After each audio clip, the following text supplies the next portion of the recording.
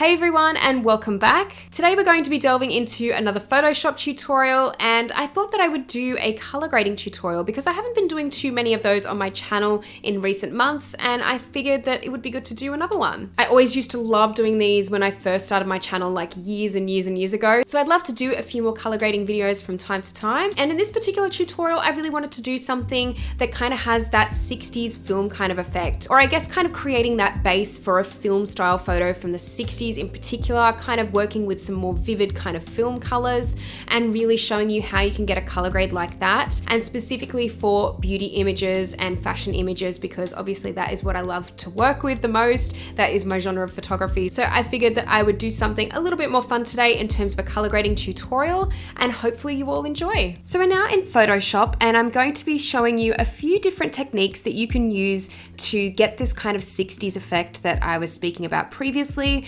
And I say it's a 60s effect, but really it's just kind of like a vintage film effect. And in a lot of 60s images, those colors are kind of played up a lot more. And you can really see that kind of a vintage vibe coming through with a lot of the film photographs from back then. So over the years with this color grading technique, I've just kind of tried to replicate that a little bit. And I usually find that these techniques that I'm about to talk to you about usually tend to work quite well in that respect. So sometimes with portrait photography, it can be hard to color grade, especially when you're looking at photos even like this one here that is a little bit closer up. I know that for myself with beauty photography, it can be quite difficult at times to color grade because the skin tone is taking up such a large portion of the image, and you don't want to push colors too far in either direction when you've got a lot of the skin tone, because then you can end up creating an effect with the skin tone that can sometimes make it look a bit sick or just a little bit strange overall. But what I like to do when I'm going for a bit more of a vintage feel with my work, a little bit more of a film effect, and still wanting to keep things a bit vibrant, the first step I usually do is I add a yellow solid color. So just down here under the adjustment layers, you can go up to solid color. And then I usually like to pick a yellow color, just kind of a little bit more on the warmer side, so towards the orange and red. And then I'm going to kind of choose something that's a little bit muted. But again, I just want it to be that little bit warmer. So kind of thinking like this kind of buttery yellow kind of color. I really like using this particular type of yellow because I find that it just gives that really seamless film-like effect, especially in the highlights, which is what we're going to work on next. So choosing this kind of a color, you can make it a little bit more muted if you want, not too vibrant, so maybe something like this. And press OK. And now that we've got our solid color, I'm going to bring down the opacity just a little bit, and we're going to go through some of the blending modes so I can show you how it appears across different blending modes. So we are just going to move this opacity down to, let's say, about 30 to 40% for now. We'll probably tweak this in just a second. But if we go over to the blending modes now, I'm actually going to just go up here to these particular blending modes here. And these blending modes here are the ones that I generally tend to use when I'm doing this kind of effect. And this is actually going to really make sure that this yellow color is kind of placed within the highlights and some of the midtones of the image as well. You can also play around with some of the other blending modes, but like I said, these ones here really do work well if you're going for that kind of faded vintage effect with your work. So my two favorite ones that I actually love to use are darken and then multiply. Now we're going to start off with multiply, and you can see how the color has been placed not only into the highlights of the image, but also the midtones. So it's giving a really nice creamy kind of muted effect with the image. So we're going to start with that. And as I mentioned, we can adjust the opacity as we go along, just so we can perfect how much we want that yellow to stand out. Now here is where it starts to get a little bit more fun. And the next step in this would be to bring up another solid color. So if I go to the adjustment layers again, and then go up to solid color, this is where we can be a little bit more creative.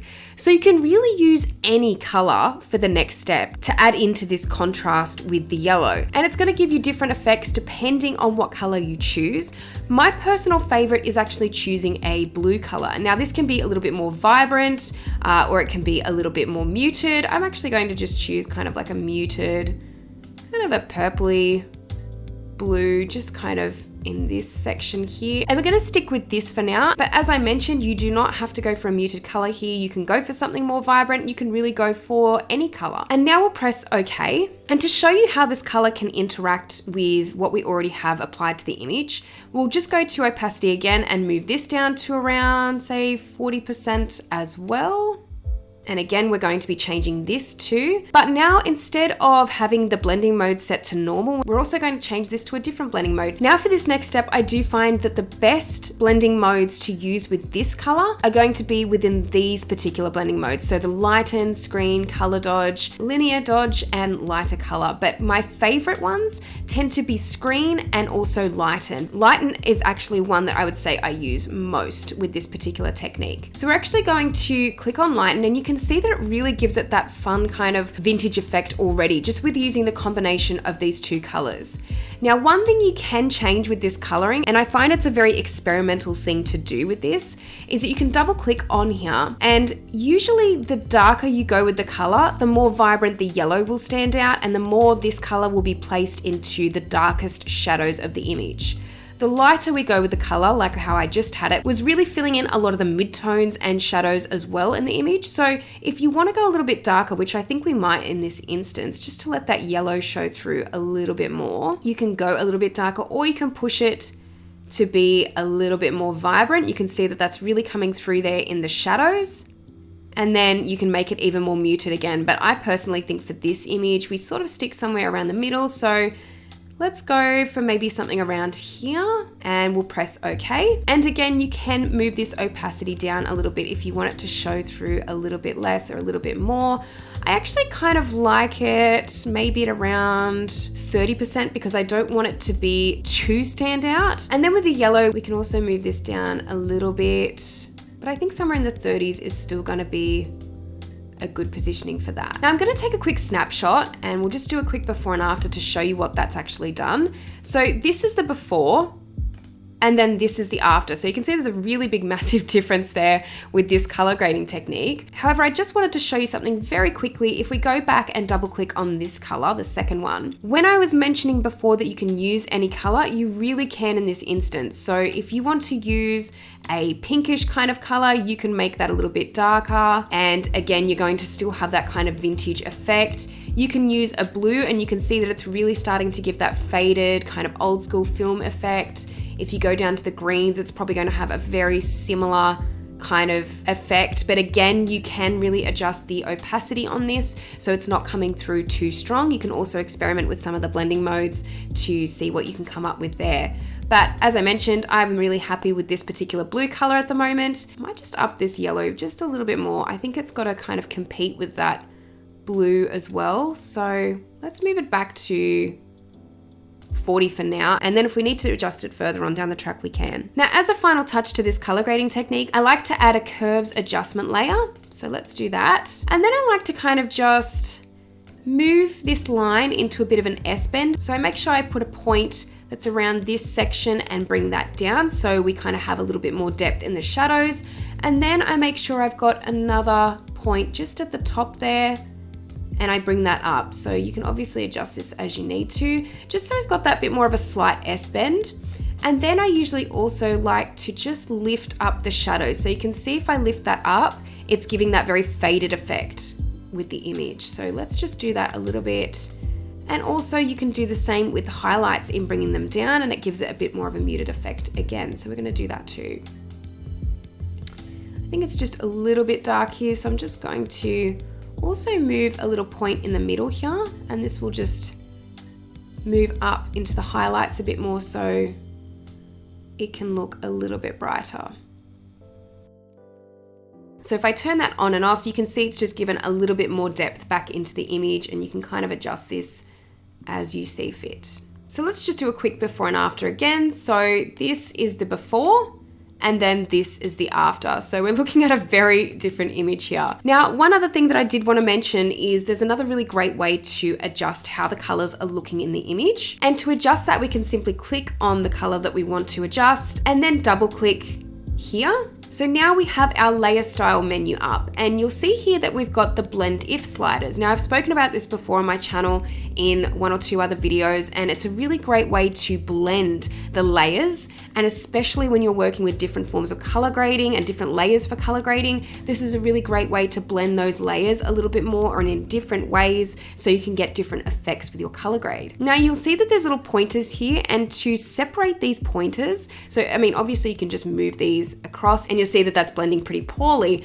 but if I hold down Alt and then click on this pointer, it actually separates it. So I can really gradually blend some of these colors in a little bit more as to how I want them. Now I think I'm going to keep this particular one at the end, but I am going to just blend this bit a little bit more, because you can see here, the more that I have that towards the end, the more vibrant it is. And then as I move it across, it just kind of softens it a bit. So we really want to just have a little bit more of a natural effect there. So I'm just going to leave that there for a minute, and then I'm going to go up to the top one here and hold down Alt again, or Option for a Mac, and this is mainly going to be affecting the highlights of the image, but there's really not too much there to work with. So I think for now I'm just going to press OK, and then we're going to go down to the yellow layer here, double clicking again, and we'll just adjust the blend if sliders here as well. So holding down Alt or Option, so you can see that with these little pointers, it's gonna really depend. Moving this down especially, you can see that that's blending a lot more differently. So we can maybe move that down just a little bit. So you can really just blend how you feel that these should look. So this is making it a little bit lighter. You can see just here in the shadows, just on the underlying layer. So we can just blend that a little bit. And you can see here that that's really just bringing back the highlights a little bit more. But we won't probably do that too much, because it's kind of good to keep that slightly more muted effect. Okay, but I'm pretty happy with that. And we'll just go back to the blue again, just to make a few more adjustments.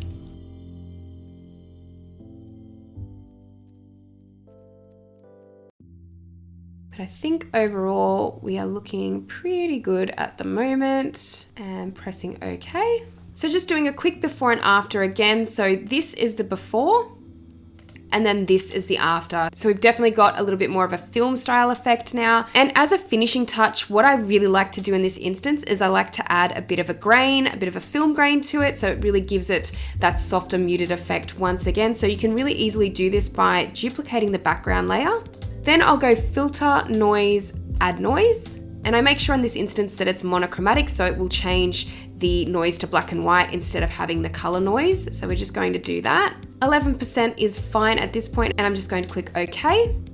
Then I give this layer a little bit of a slight blur. So I'll go down to Gaussian Blur under Filter, and then I will move the radius down to around 1 pixel. And this just softens the grain a little bit more. So if we zoom in, you can see the grain pretty well there. And if you want to adjust how much of that is present, you can just move the opacity down a little bit, which I have done here. And there is your finished film effect. So as I mentioned, if you want to change and experiment with the blending modes, I think that that's a really fun way to see what kind of color combinations you can come up with. In this instance, I really like to use lighten, as I mentioned, and for the yellow color, it really just depends on what kind of effect you're going for. But in this instance, I tend to like to use multiply. And as I mentioned as well, you can just adjust these opacity layers as you see fit as well. So another quick before and after, before, after, before, after. Well, I hope you all really enjoyed this tutorial, and this is a really good technique to sort of start off for a color grade.